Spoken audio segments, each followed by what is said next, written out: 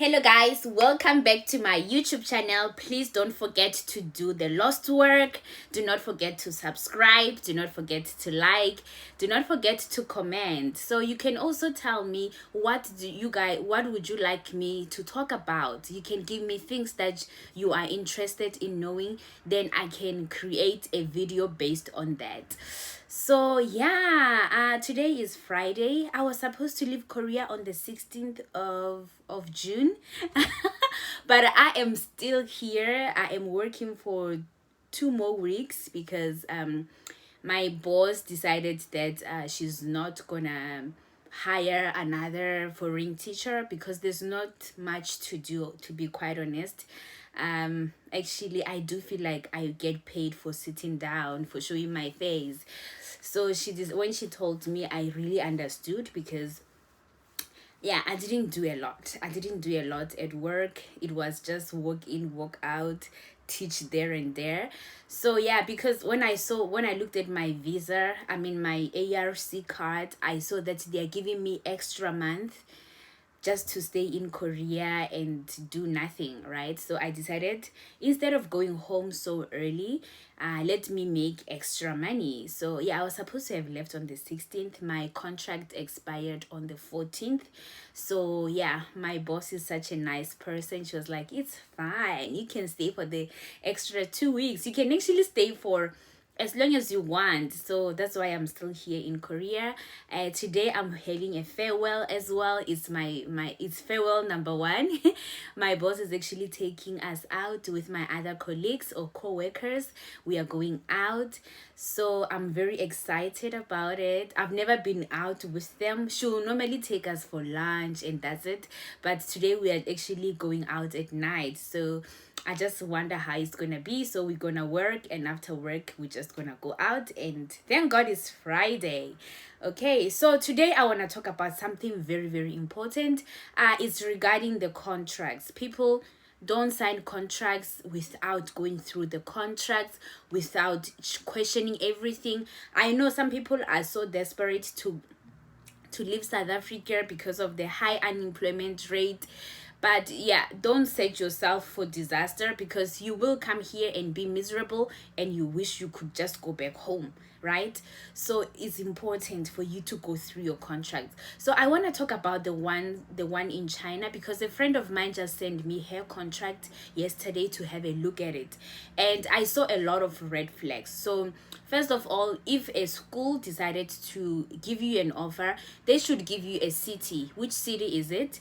And they should give you the school name. So if there's an offer and there's no school name, you should question, like, is it maybe because some schools, in some schools, they are not schools, but they pretend to be schools. They are actually agents. So you will be working for a school under an agent. So it means an agent will take a certain amount and leave you with a certain amount. So you need to be very careful. You need to go to the Facebook groups and ask, do you know this school? Does it have some red flags? Have you worked there?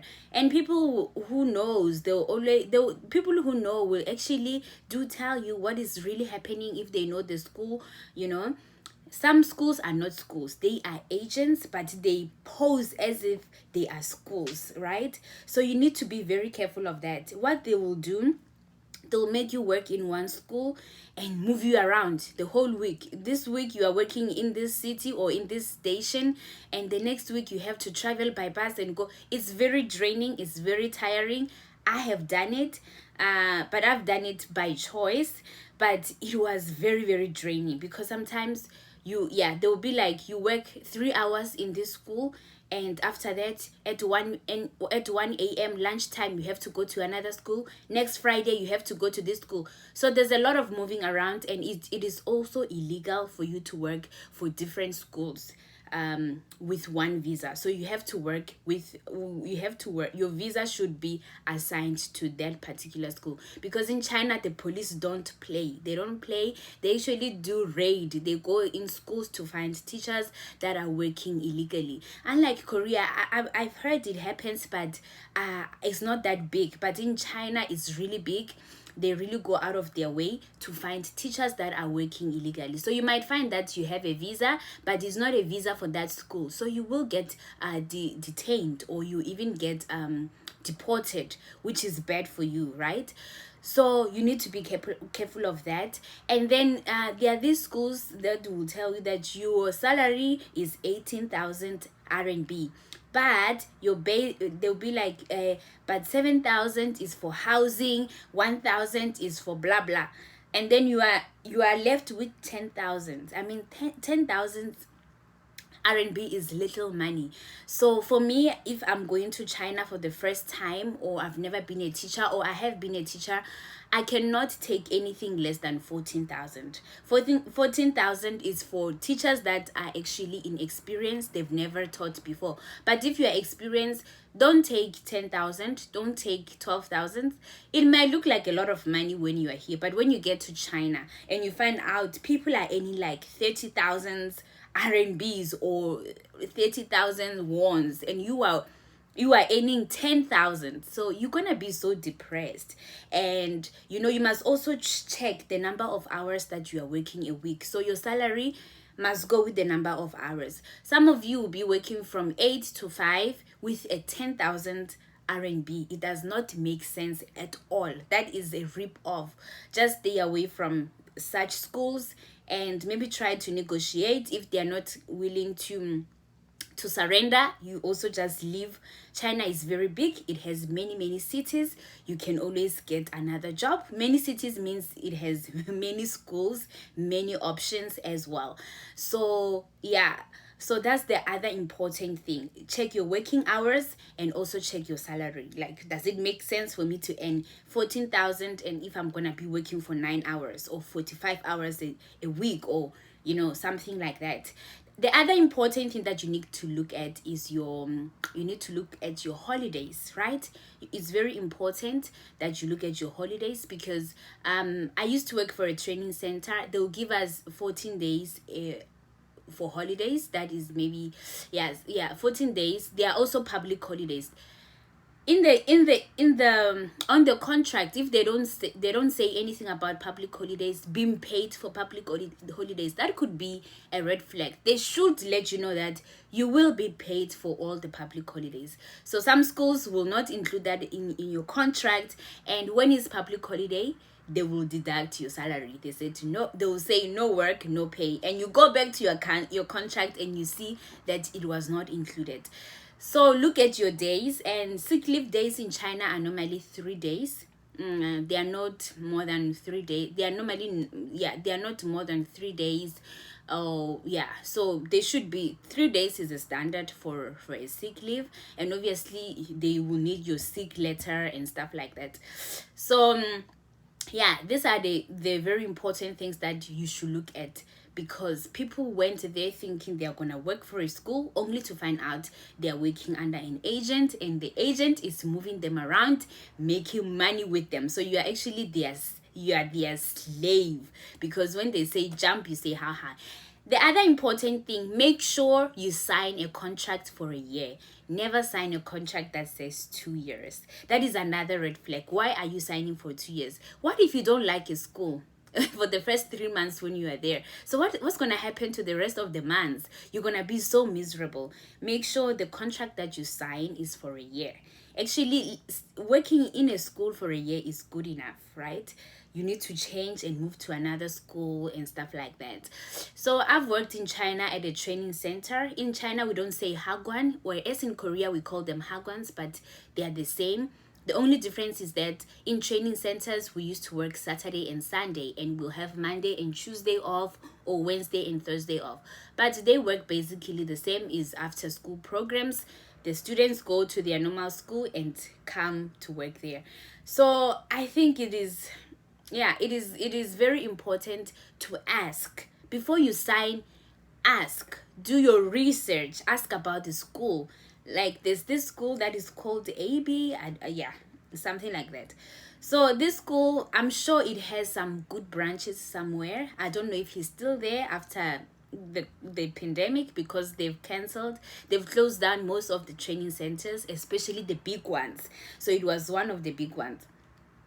So people used to complain a lot about AB, but I'm sure there are some branches that are good, but the feedback generally was not good. So do your research about the school, because you don't want to be in a foreign country, miserable, away from your family, away from everything that you've sacrificed, just to be miserable. You won't even enjoy the money. And then yeah, I think that's basically that with the contracts from China. And there'll be like 7,000 is for housing. That's a lot of money. So you must know the cities in China. So the rent that you be paying depends on the type of a city that you be living in, right? So if you live in Shanghai, maybe yes, you can pay 7,000 RMB, right? But if you live in small cities, you cannot pay 7,000 RMB for rent. I used to have 2,000 allowance, and I used to pay 1 point something. But my apartment was pretty small because I was saving. I think I used to pay 1,200 RMB, or Chinese yuans, right? So I get to keep the 800 to myself. I was saving a lot because I wanted to buy property so badly. So my apartment was very small, and I was living in Nanjing. Nanjing is like a top tier city. So not top, second tier. There's first tier. First tier is like Shanghai, Beijing, Shenzhen. Those are the top tiers. We have the second tiers, like tier city like Nanjing. So it was not so expensive. So if someone says your salary is 10,000 and your housing is 7,000, your housing allowance is 7,000, you need to start questioning, like, where am I gonna live? Which city is it exactly? So if they didn't include the city, so they are probably ripping you off. So it's important for you to know what type of a city are you gonna be living in. What is the rent there? What is the average amount for rent? So yeah, these are the very important things before signing the contract. You must also check the flight reimbursement. They should reimburse you. It's the standard, right? So when you come to China, you'll pay for your own flight, but at the end of the contract, you have to give them a flight ticket or a flight slip so they can pay you the money. But they will include it on the contract. It should be there on the contract, right? If it's not there, you should question. And if it's too low as well, you should question, like, flights are now expensive. How do you put 5,000 flight allowance? I mean, back in the days, we used to get, in my training center, it used to be like 8,000, right? And in most training centers. So if you put 5,000, why is it 5,000? Because flights are normally more expensive than 5,000 Chinese yuan, right? In Korea is Korean won, in China is Chinese yuan. So you need to pay attention to that as well. And yeah, if you're gonna be working for a kindergarten, you need to know important things like, am I gonna have lunch there? Because you'll know I'll be saving money if the lunch is provided. You'll be saving money for lunch, right? So some kindergarten actually will provide lunch for you, and maybe some will not. So you need to check such things. And yeah, so I think that's basically that. I hope I didn't leave anything out, because I have a tendency of leaving stuff out, and when I finish recording or filming the video, and I'm like, oh, I forgot to mention this part. But yeah, you guys can always remind me on the comment section down below if you have any questions regarding the contracts in China. So I'm gonna do a video regarding the contracts in South Korea as well. So the difference between South Korea and China, in China they actually give you the money for housing allowance. So you get to choose your own house and how much you are willing to pay. So maybe let's say your rent is 7,000 and you find something for 8,000. It means you're gonna cough out 8,000 from your pocket, right? And then, or maybe is the rent is 7,000 and you find something for 5,000, so it means the 2,000 is your extra. So it also depends what kind of an apartment you'd like to live in. It depends on the city. Whereas in Korea, they actually pay for your housing, right? You don't even know how much it costs. Most of the time you just find a house and you stay there until your contract ends. So that is the difference. And the good thing about China is that they cover your health insurance, so do make sure that in your contract there is also health insurance. I just remembered. Whereas in Korea, they do cover your health insurance, but you have to pay half and the school has to pay the other half. So there are some differences, but not much of the differences. And the other thing with Korea is that yeah, they have the flight reimbursement. Normally they give you when you just arrived or in the middle of the contract, but in China they'll give you when your contract is about to end. And the other thing with Korea is that you have severance pay. Here in China we don't have a severance pay. You'll get what we call a bonus. You'll have a bonus, and if you decide to renew with them, obviously they will increase the salary by whatever amount. And yeah, so China has a lot of incentives. If you are doing so great, you are bringing in the numbers. Remember, like with training centers, they have to sign up so many students. If your class ends and it has to go to another level and they've all signed up, is 100% signing up, it means they all decided to come back after that term or after that specific period. You get an incentive for that. They have like teachers of the month. They give bonuses, like appreciation tokens of appreciation. So that was nice. But in the schools that I've worked in Korea, I didn't have those. Maybe they are there in other schools, I don't know, I'm not sure. And also some schools have different branches. For example, let's say I'm working for Jump A to Z. It has 8 branches in Nanjing, right? So they'll be like, you have to work, let's say I'll be based in a certain branch, I have to work for that branch. It's also illegal for me to go and work in another branch, even though it's the same school. So yeah, China is very strict with their laws when it comes to the Z visa. Here we have E2 visa. In China we call it Z visa. Z visa is actually Z visa. It means it's a visa for teaching. Yeah, I think I've shared whatever I could share about the contracts in China. Guys, you need to be careful. Read your contracts, investigate, ask questions, and make sure you are not signing under an agent.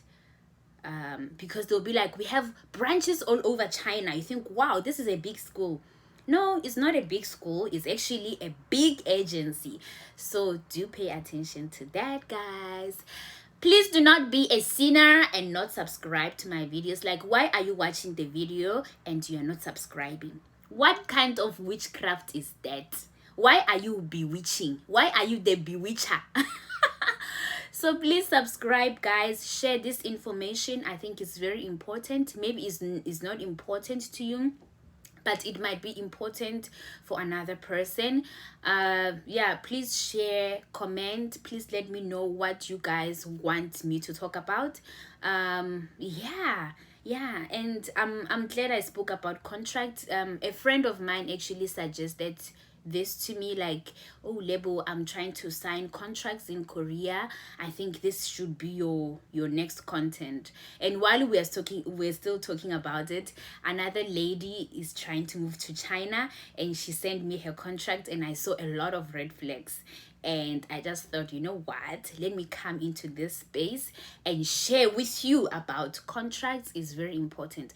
Contracts can either make you or break you. If you are, it looks like a piece of paper that just needs a signature, and we take a flight and we go to China. So the other thing I like about China is that, like, if you are broke, they can actually give you advance to carry you through the month. They'll just deduct it from your salary. And also, like, their paydays are very awkward. Like, you get paid on the 20th and stuff like that. So they are not the same as the paydays in South Africa. And yeah, it's the same with Korea. People, some, like for example, I'm getting paid on the 15th. Some people are getting paid on the 5th, some on the 25th. So yeah, it's always different depending on the school. And yeah, I think that's basically that about the contract. Guys, please do the Lord's work and do not be a sinner by not subscribing. Please do repent and subscribe to my YouTube channel. Thank you for watching. Bye.